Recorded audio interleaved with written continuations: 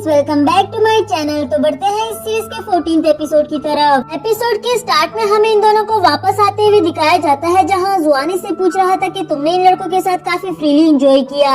ऐसा लगता है तुम्हें इन लोगों से कोई हेजिटेशन नहीं होती और तुम लोगों का साथ टाइम काफी अच्छे से गुजरा है। इस पर नंजिंग बोली, तुमने बिल्कुल ठीक कहा, वो लोग बिल्कुल मेरे भाइयों की तरह है। जिस तरह मैं सीसी से केयर फ्री होकर बात करती हूँ, ऐसे ही मैं इन लोगों से भी कर सकती हूँ।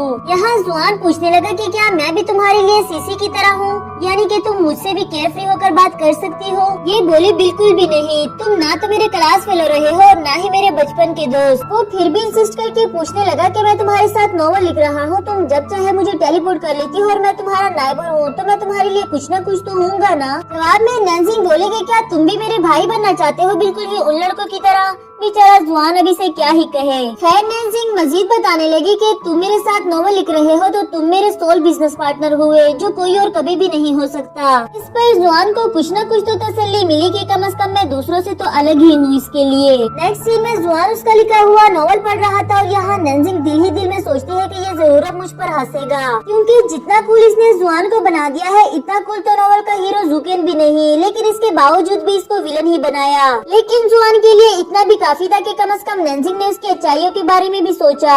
उसे बताता है कि तुमने मार्शल आर्ट के बारे में क्लियरली नहीं लिखा, तो इस प्लॉट में मैं तुम्हें गाइड करूंगा। पहले तो ये जुकेन का नाम हटाओ, इसकी जगह बॉस लिखो। नंजिंग का नाम नंजियोंग रखवाया और अपना नाम यंग मास्टर ऑफ हाइवान। साथ ही बताता है कि आज से रोज रात को तुम मेरे घर आओगी, हम एक अच्छी सी आउटलाइन बनाएंगे और फिर नॉवल पर काम करना स्टार्ट कर देंगे। नंजिंग भी उसकी ये बात मान गई और उसके जाते ही यहाँ जुआन काफी ज्यादा खुश होता है। अपने डैडी से कहता है, मैंने तुम्हें कहा था ना, मैं अपना फर्स्ट इम्प्रेशन चेंज कर दूंगा। इसके अगले ही सीन में हमें दिखाया जाता है कि दोनों काफी अटेंटिव होकर नॉवल पर काम करना शुरू कर देते हैं। अच्छी सी आउटलाइन बनाई और लिखने के साथ साथ इसे प्रैक्टिकल एक्सपीरियंस करके भी दिखाते थे। जुआन ने मार्शल आर्ट की कुछ रेयर ट्रिक्स भी करके दिखाई, जो नंजिंग ने इससे पहले कभी भी नहीं देखी थी और काफी ज्यादा इम्प्रेस हुई। एंजॉय करते हुए एक दूसरे का ख्याल रखते हुए कुछ ही दिनों में इन दोनों का नॉवल कंप्लीट हुआ। जुआन ने नॉवल का नेम भी डिमोनिक नाइबर से बदलकर माय हीरो मास्टर रख दिया, जबकि नंजिंग ने इसे दोबारा से चेंज करके मिस्टर बैड रखा। यहाँ नॉवल तो कंप्लीट हो जाता है, लेकिन नंजिंग अभी भी कह रही थी कि मुझे ये हम दोनों की डेटिंग वाला प्लॉट कुछ ज्यादा अच्छा नहीं लगा।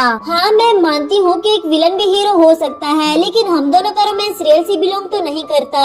इसके बाद ऑफिस का सीन दिखाया जाता है, जहाँ नॉवल आर्टिस्ट के एवेल्युएशन का काम हो रहा था। वही मिस ये किंग भी अपने बिजनेस ट्रिप से वापस आती है और नंजिंग उन्हें देखकर काफी ज्यादा खुश हुई। उन्हें बताती है कि आपके दिए हुए टास्क हमने कितने अच्छे से परफॉर्म किए। ये किंग ने उसे इसके लिए अप्रिशिएट किया। साथ ही बताती है कि कभी भी अपने नॉवल को लेकर कंफ्यूज मत होना, हमेशा कॉन्फिडेंट रहो। इसके बाद रिपोर्टर ये किंग के पास शॉर्ट लिस्टेड ऑथर की लिस्ट लेकर आता है, जिसमें नंजिंग का नाम सबसे ऊपर था। बताता है कि नंजिंग ने कितनी यूनिक, इनोवेटिव और डिफरेंट स्टोरी लिखी है। सभी जजेस को पढ़कर काफी ज्यादा अच्छी लगी। ये किंग को तो सुनकर और भी ज्यादा अच्छा लगा, क्योंकि उसे नंजिंग की राइटिंग एबिलिटीज पर पूरा ट्रस्ट था। कहती है, कल ही शॉर्ट लिस्टेड लोगों के लिए इंटरव्यू के लिए इनवाइट कर देना और बाकी का प्रोसेस हम बाद में देखेंगे। इधर नंजिंग तो सिलेक्टेड होने का ईमेल पढ़कर इतनी ज्यादा खुश हो गई कि खुशी के मारे जुआन को ही हक कर बैठी। जुआन भी उसके ये सिलियक्स देखकर स्पीचलेस हो जाता है, लेकिन दिल ही दिल में सोच रहा था कि ये मेरी लाइफ के सबसे अच्छे मोमेंट्स है। कल मैं तुम्हारे साथ इंटरव्यू देने जाऊंगा। तो अगली सुबह ये दोनों काफी अच्छे से ड्रेसअप होकर जाते हैं इंटरव्यू देने के लिए, जहाँ मिस ये किंग इनकी स्टोरी की काफी ज्यादा तारीफ कर रही थी।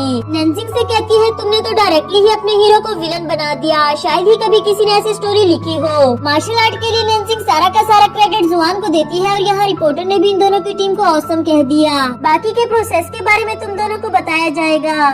यहाँ जुकेन आता है और ये किंग के बारे में सुनने के बाद बगैर कुछ और पूछे फौरन से उसके कैबिन में पहुँच गया। इधर जुआन भी जाते हुए नंजिंग से कहता है कि मैं ऑफ टाइम पर तुम्हें लेने आऊंगा, जिसे सुनकर वो काफी ज्यादा खुश हो गई, क्योंकि इससे पहले कभी भी किसी लड़के ने उसे ऐसे ट्रीट नहीं किया। दूसरी तरफ जुकेन आकर वही बात पूछता है जो ये किंग मिलकर उसे फेस टू फेस बताने वाली थी, और ये भी थोड़ा सोचने के बाद बोल ही देती है कि क्या तुम मुझ में इंटरेस्टेड हो। ये मैं नहीं पूछ रही, लेकिन मुझसे किसी ने पूछा था, इसलिए मैं तुमसे कंफर्म करना चाह रही हूँ कि हम दोनों इतने सालों से सिर्फ फ्रेंड्स ही हैं और आगे भी रहेंगे। जुकेन उसकी ये बात सुनकर बगैर कोई रिस्पॉन्स किए वहाँ से चला गया। घर में बैठकर सोचता है, आखिर इस लड़की को मेरी फीलिंग्स कब समझ में आएंगी। नेक्स्ट सीन में जुआन को नंजिंग के साथ वॉक करते हुए दिखाया गया। उसे अपना कोट पहना देता है, जिस पर नंजिंग कहने लगी कि आज तुम कुछ ज्यादा ही रोमांटिक नहीं बन गए। एंड जुआन बोला कि मैं सिर्फ तुम्हें नॉवल में लिखी हुई लाइंस फील करवाना चाहता हूँ, बताओ जरा हमने क्या लिखा था। ये बताने लगी कि हीरो हीरोइन ने साथ खाना खाया, एक साथ मूवी देखी, वॉक की, इसे अपना जैकेट पहनाया और फर्स्ट टाइम हाथ हाथ पकड़े।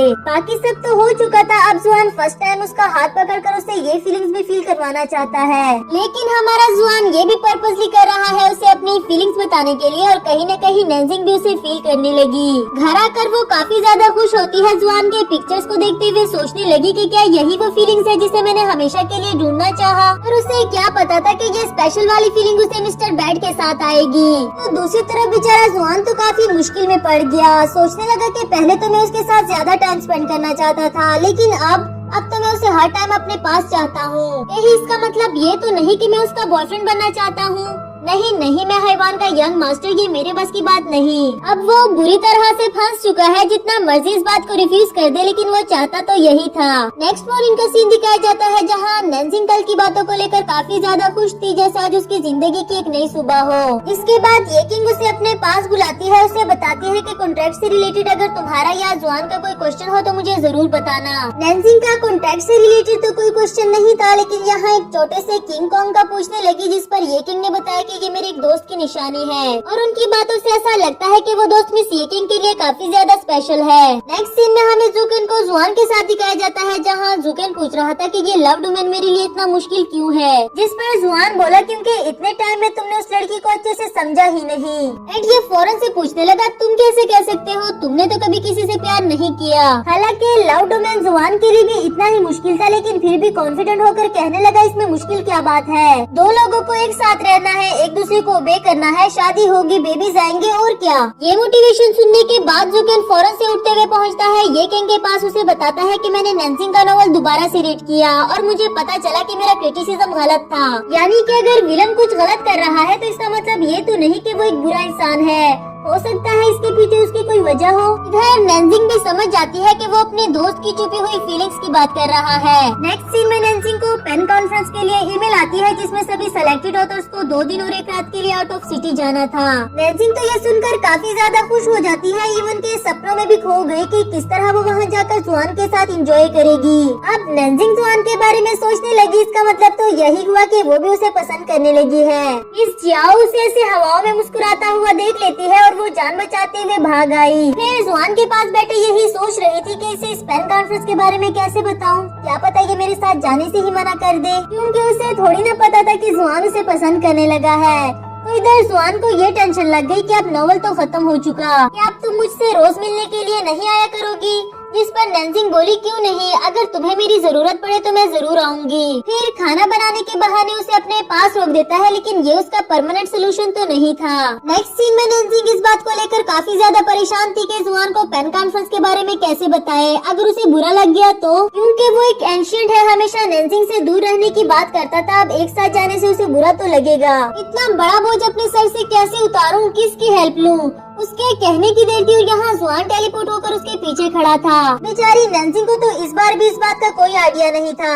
जुआन कहने लगा कि जो भी पूछना चाहती हो डायरेक्टली पूछ लो, इसमें मुश्किल क्या बात है। उसके इंसिस्ट करने पर नैनजिंग ने सारी बात बता दी, लेकिन कहती है कि अगर तुम नहीं जाना चाहते तो कोई बात नहीं, मैं कंपनी में इन्फॉर्म कर दूंगी। जुआन तो कब से ऐसा मौका तलाश कर रहा था, भला वो जाने के लिए मना क्यों करता, पर ये बोली कि मैंने जाने के बारे में अभी कुछ डिसाइड नहीं किया। इस बात से जुआन को तो कुछ समझ नहीं आई कि आखिर वो ऐसा क्यों कह रही है। ऊपर से मॉम भी आ जाती है और नैनजिंग इसे छुपाते हुए अपनी मॉम को संभालने लगी। उन्हें किसी तरह अपने रूम में बेचकर फौरन से जुआन को अपने घर जाने के लिए बोला। वो जाते जाते कह देता है कि डिसाइड करके मुझे जरूर बताना, मैं तुम्हारे मैसेज का वेट करूंगा। नेक्स्ट मॉर्निंग दरवाजे के पास खड़ा यही सोच रहा था कि जैसे ही नैनजिंग आएगी मैं उसे इस बारे में पूछ लूंगा, पर ये तो नैनजिंग के बजाय उसकी मॉम थी। बताने लगी कि नैनजिंग तो सुबह ही अपने हाई स्कूल चली गई क्योंकि उनका कोई एनुअल फंक्शन था। वो हर साल अपने हाई स्कूल में फंक्शन के अरेंजमेंट करने के लिए आती है। इधर बातों ही बातों में मॉम ने बताया कि उसके पहले प्यार ने उसे डिसलाइक किया था, इसके बाद वो हमेशा सिंगल ही रही।